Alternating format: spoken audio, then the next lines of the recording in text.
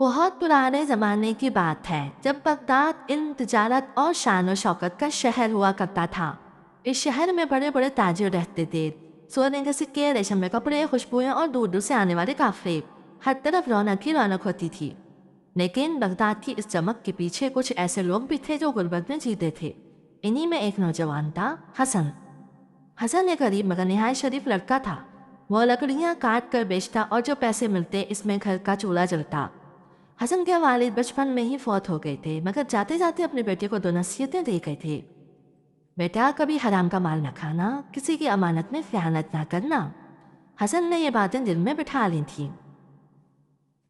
ایک دن حسن لکڑیوں کا گٹھا لے کر شہروں کی طرف جا رہا تھا۔ راستہ لمبا تھا، سورج آگ برسا رہا تھا اور پیاس سے گلا سوکھ رہا تھا۔ راستے میں اسے ایک پرانا کنواں نظر آیا۔ حسن نے سوچا، چلو یہاں پانی پی لیتا ہوں۔ وہ کنویں کے پاس گیا، جھکا اور پانی پینے ہی والا تھا کہ اس کی نظر جھاڑیوں کے اندر پھنسی ہوئی ایک چیز پر پڑی۔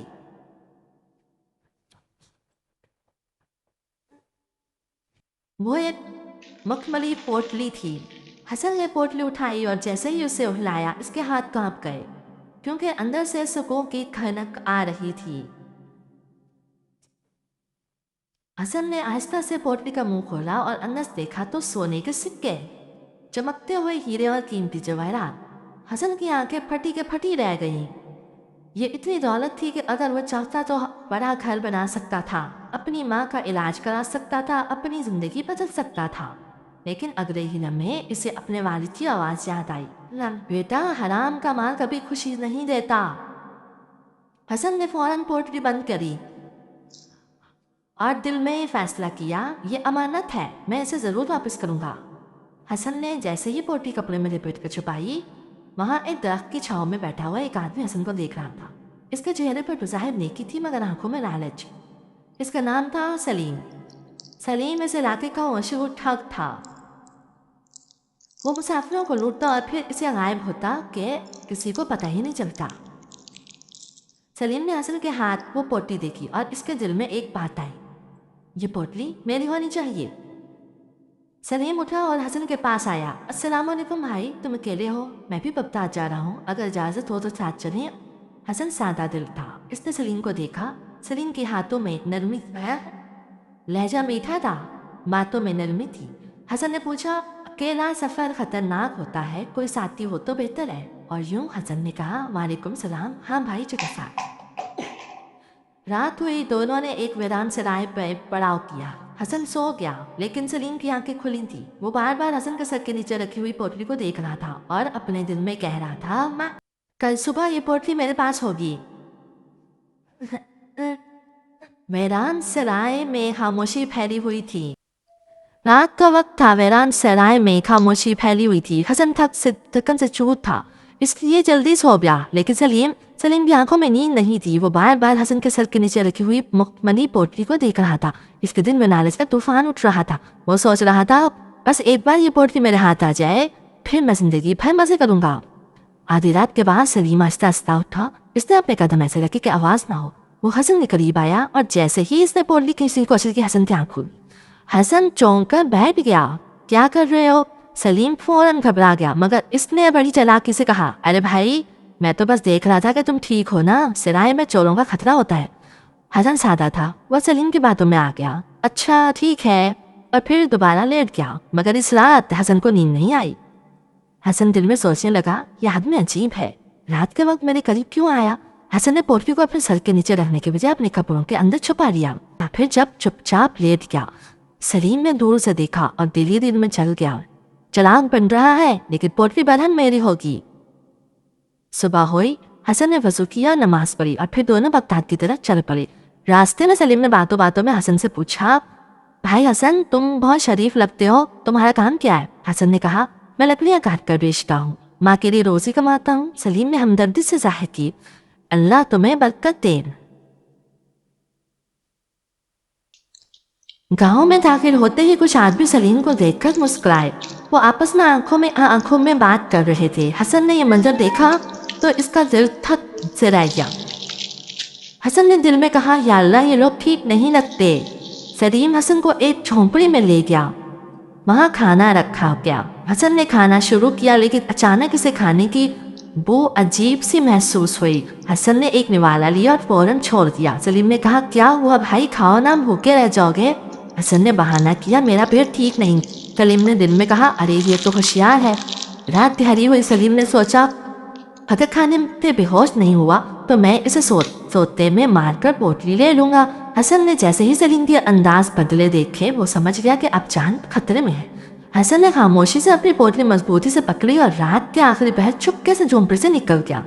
हसन भाग रहा था। अंधेरा, वीरान रास्ता, पीछे से कुत्तों के भौंकने की आवाज और दूर से सलीम की आवाज, पकड़ो से, ये चोर है, चोर। हाँ, सलीम ने उल्टा हसन को चोर कहना शुरू कर दिया। हसन दौड़ते दौड़ते एक जगह पहुंचा जहाँ एक पुराना पुल था और पुल के नीचे गहरी खाई। अचानक सामने से सलीम के आदमी आ गए और पीछे से सलीम खुद।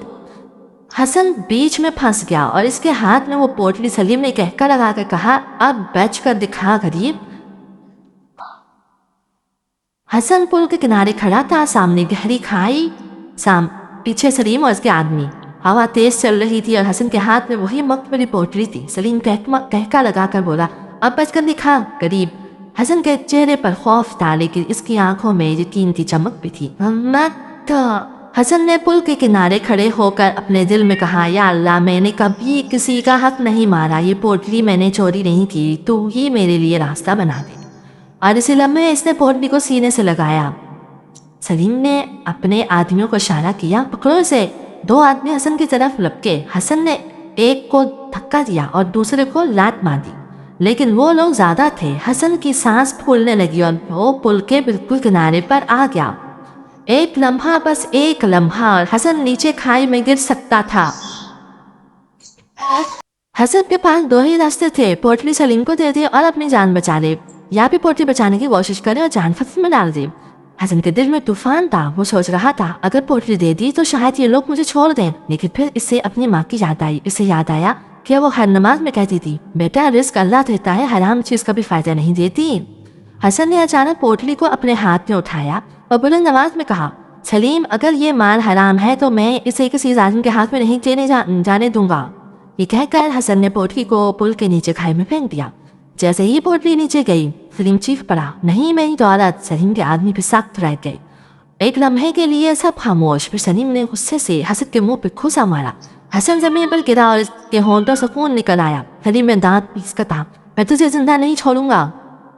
इसी वक्त आसमान पर बादल गरजे, तेज हवा चली और फिर पुल के नीचे से एक अजीब सी रोशनी उठने लगी। सबके कदम रुक गए। सलीम भी कांप गया। पुल के नीचे जो खाई थी वहाँ एक पुराना घाट था और पोटली वहीं जाकर गिरी थी। इसी घाट से एक बुजुर्ग की आवाज आई, रुक जाओ। ये आवाज ऐसी थी जैसे दिल में तेज बनकर तीर बनकर उतर जाए। सबने देखा, एक नौरानी चेहरे वाले बुजुर्ग घाट से बाहर आए। इनकी सफेद दाढ़ी और हाथ में तस्बीह, चेहरे पर अजीब सुकून था।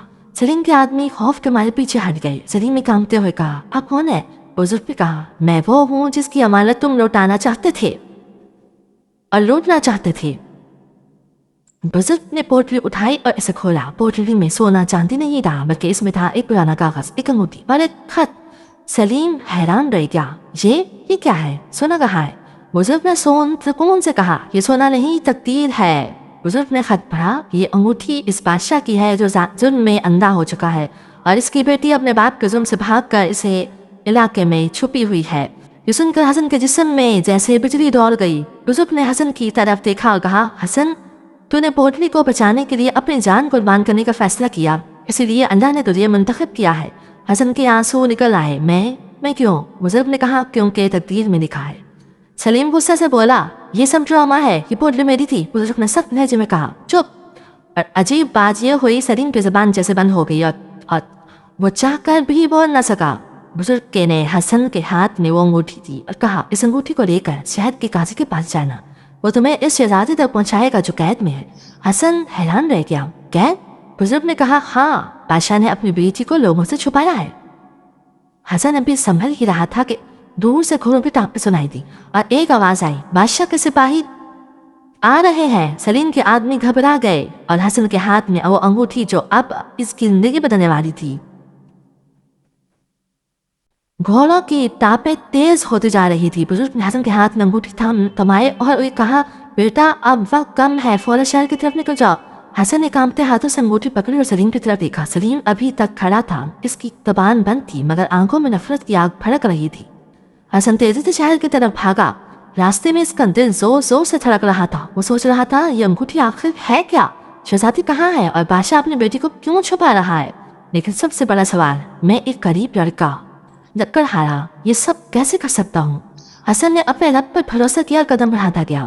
جیسے ہی حسن شہر کے دروازے پر پہنچا وہاں سپاہیوں کی سخت پہرہ داری تھی. ایک سپاہی نے روکا. اے لڑکے کہاں جا رہا ہے؟ حسن گھبرا گیا لیکن فوراً اس نے انگوٹھی نکالی اور سپاہی کے سامنے رکھ دی. سپاہی نے انگوٹھی دیکھی تو اس کا رنگ اڑ گیا. وہ فوراً سیدھا کھڑا ہو گیا اور بولا یہ تو شاہی نشان ہے. اگلے ہی لمحے اس نے دروازہ کھول دیا اور حسن کو اندر جانے دیا.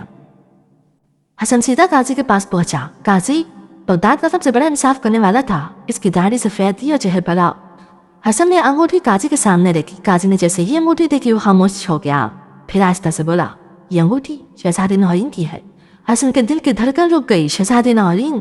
قاضی نے گہری سانس لی کہا بادشاہ کا ظلم بڑھ گیا ہے. وہ اپنی بیٹی کو ایک قلعے میں قید کر چکا ہے. حسن نے پوچھا کیوں؟ قاضی نے کہا کیونکہ شہزادی نے اپنے باپ کے ظلم کے خلاف آواز اٹھائی تھی. اس نے کہا تھا کہ رایا پر ٹیکس کم کرو، غریبوں کو انصاف دو اور یہی بات بادشاہ کو گوارا نہ ہوئی. قاضی نے حسن کو قریب بلایا اور اب آہستہ بولا حسن بادشاہ اب پاگل ہو چکا ہے. وہ ایک کالا جادوگر ہے. یہ کہنے پر چل پڑا ہے. حسن کانپ گیا. کالا جادوگر؟ قاضی نے کہا ہاں وہ جادوگر شہزادی کو ختم کرنا چاہتا ہے. قاضی نے کہا اگر یہ انگوٹھی تمہارے پاس آئی ہے تو اس کا مطلب ہے اللہ نے تمہیں اس شہزادی کی مدد کے لیے چنا ہے. حسن نے گھبرا کر کہا میں تو غریب آدمی ہوں. قاضی نے جواب دیا غریب ہونا کمزوری نہیں، حرام اور ظلم کمزوری ہے. پھر قاضی نے ایک خفیہ راستے کا نقشہ نکالا. یہ راستہ اکیلے تک جاتا ہے لیکن وہاں جانا اپنی جان ہتھیلی پر رکھنا ہے. حسن نے کہا میں تیار ہوں. رات کی تاریکی میں حسن قلعے کے قریب پہنچا. قلعہ اونچی دیواروں والا تھا، پہرا سخت تھا لیکن قاضی کے بتائے راستے سے حسن اندر داخل ہو گیا. قلعے کے اندر خاموشی تھی پر دور کہیں زنجیروں کی ہلکی آواز آ رہی تھی. حسن نے آہستہ آہستہ چلتے ہوئے دروازے تک پہنچ کر کان لگایا. اندر سے ایک لڑکی کی سسکی سنائی دے رہی تھی. حسن نے آہستہ سے دروازہ کھولا اور اندر داخل ہوا. وہاں ایک لڑکی سفید لباس میں، سر پر دوپٹہ، چہرے پر تھکن لیکن آنکھوں میں عجیب سا نور اور ہمت تھی. یہ تھی شہزادی نورین. حسن کے قدم رک گئے. شہزادی نے چونک کر کہا اور ڈر کر پیچھے ہٹ گئی. تم کون ہو؟ حسن نے فوراً انگوٹھی آگے کر دی. شہزادی نے انگوٹھی دیکھی اور اس کی آنکھوں میں آنسو آ گئے. یہ میری انگوٹھی ہے. شہزادی نے روتے ہوئے کہا میرے باپ نے مجھے اس لیے قید کیا کیونکہ میں نے کہا تھا کہ ظلم چھوڑ دو. میں نے کہا تھا کہ اللہ کے بندوں پر رحم کرو. حسن نے کہا میں تمہیں یہاں سے نکالنے آیا ہوں. شہزادی نے سر ہلا کر کہا لیکن اگر تم مجھے نکالو گے تو بادشاہ تمہیں قتل کر دے گا. حسن نے جواب دیا میری جان سے زیادہ میرا رب عزیز ہے. حسن اور شہزادی قلعے سے نکلنے ہی والے تھے کہ باہر سے لوہے کی زنجیروں کی آواز آئی اور پھر ایک جانا پہچانا کہکا ہاں ہاں ہاں. حسن کا خون خشک ہو گیا. یہ آواز سلیم کی تھی. سلیم شہر پہنچ چکا تھا اور اس نے بادشاہ کو بتایا ایک غریب لڑکا شہزادی کو نکالنے آیا ہے. بادشاہ کے سپاہی قلعے میں داخل ہو چکے تھے. شہزادی نے ڈر کر کہا ہم پھنس گئے. حسن نے کہا نہیں، جب اللہ ساتھ ہونا تو کوئی نہیں پھنس سکتا.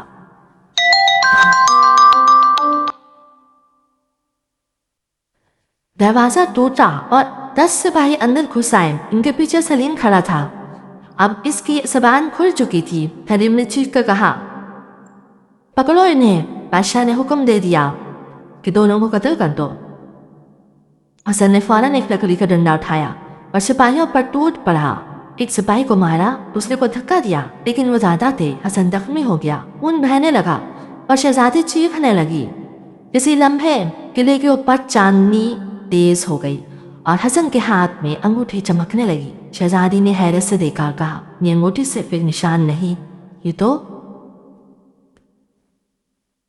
قلعے کے اندر نور کی چمک پھیل چکی تھی. انگوٹھی سے نکلنے والی روشنی اتنی تیز تھی کہ سپاہیوں کی آنکھیں چندیا آ گئیں. سلیم پیچھے ہٹتے ہوئے چیخا یہ کیا ہے؟ حسن زخمی حالت میں کھڑا تھا. ایک ہاتھ سے خون رک رہا تھا اور دوسرے ہاتھ میں وہ نور کی چمک پھیل چکی تھی. انگوٹھی سے نکلنے والی روشنی اتنی تیز تھی کہ سپاہیوں کی آنکھیں چندیا آ گئیں. سلیم پیچھے ہٹتے ہوئے چیخا اور کہا یہ کیا ہے؟ حسن زخمی حالت میں کھڑا تھا. ایک ہاتھ میں خون رک رہا تھا اور دوسرے ہاتھ میں وہ انگوٹھی. شہزادی نورین کی آنکھوں میں حیرت بھی تھی اور خوف بھی لیکن سب سے زیادہ یقین. अचानक किले के दरवाजे के बाहर से लोहे के जूतों की आवाज़ आई और फिर एक सख्त गुरूर भरी आवाज़, कौन है जो मेरी बेटी को लेकर जाने की जुर्रत कर रहा है। दरवाज़ा खुला और अंदर दाखिल हुआ बादशाह। इसके पीछे दर्जनों सिपाही थे और एक सयाह चादर में लिपटा हुआ आदमी। इसकी आंखें अजीब सी सुर्ख थीं।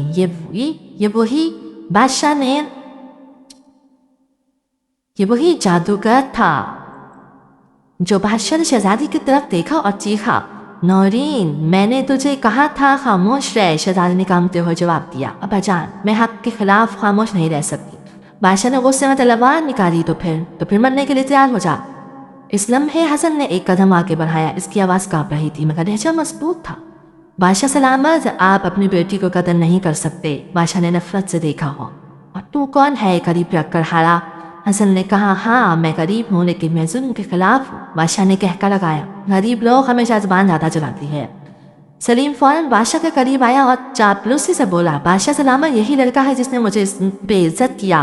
इसे अभी कत्ल कर दें ताकि कोई और सर ना उठा सके। बादशाह ने हुक्म दिया, इसे पकड़ो। सिपाही आगे बढ़े। इसी वक्त शहजादी नौरीन ने हसन के हाथ में की अंगूठी देखी और इसकी आंखों में आंसू आ गए। वो आगे बढ़ी और बोली, अब्बा जान, ये अंगूठी, ये वही अंगूठी है जो आपने अम्मी को दी थी। बादशाह एक लम्हे को खामोश हो गया और इसकी आंखों में हल्की सी कपकपाहट आई। शहजादी ने कहा, आपने अम्मी से वादा किया था कि आप इंसाफ करेंगे, लेकिन आपने लोगों पर जुल्म किया। बादशाह ने गुस्से से चीखा, खामोश। लेकिन इस चीख में अब वो ताकत नहीं थी जो पहले थी। काला जादूगर आगे बढ़ा। इसकी आवाज़ सांप जैसी थी। बादशाह सलामत, ये लड़की आपको कमज़ोर कर रही है। हुक्म दे, मैं इसे अभी ख़त्म कर देता हूँ।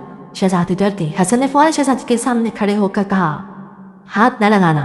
जादूगर हंसा, तुम मुझे रोकेगा? एक करीब। जादूगर ने हाथ उठाया और सयाह धुआं सा निकलने लगा। हसन के कदम लरस गए लेकिन इसी लम्हे अंगूठी फिर चमकी और एक नौरानी दायरा बन गया जो हसन और शहजादी के गिर्द फैल गया। जादूगर का काला धुआं इस दायरे को छूकर तिलने लगा। जादूगर पीछे हट गया। ये मुमकिन नहीं। हसन ने आंखें बंद करके कहा, हस्बी अल्लाह ला इलाहा इल्ला हुवा। नूर और तेज हो गया। सिपाही डर कर पीछे हट गए और बादशाह की तलवार इसके हाथ से गिर गई। काजी इस लम्हे किले के अंदर दाखिल हुआ। वो अकेला नहीं था, इसके साथ शहर के कुछ लोग भी थे। बाजार के ताजिर, मजदूर, बूढ़े और औरतें, सब। काजी ने बुलंद आवाज में कहा, बादशाह, अब बस, तुम्हारा जुल्म शहर भर में फैल चुका है और आज अल्लाह ने तुम्हारी बेटी के जरिए तुम्हें बेनिकाब कर दिया है। काजी ने कागजात निकाले। नाजायज टैक्स के हुक्म, बेगुनाहों की सजाओं की रिकॉर्ड, जादूगर के साथ बादशाह के मुआहदे। बादशाह के चेहरे का रंग उड़ गया। काजी ने सलीम की तरफ इशारा किया, और ये सलीम, ये बादशाह के जुल्म में शरीक रहा, ये लोगों को धमकाता रहा, ये रिश्वत देता रहा। लोगों में गुस्सा फैल गया। एक बूढ़े ने चीख कर कहा, यही था जो हमें मार कर भगा देता था। लेकिन एक औरत बोली, मेरे बेटे को इसी ने जेल में डलवाया था। सलीम घबरा गया और चीखा, मैं मजबूर था। यहाँ हसन ने एक ऐसी बात कही जो पूरे शहर को हिला गई।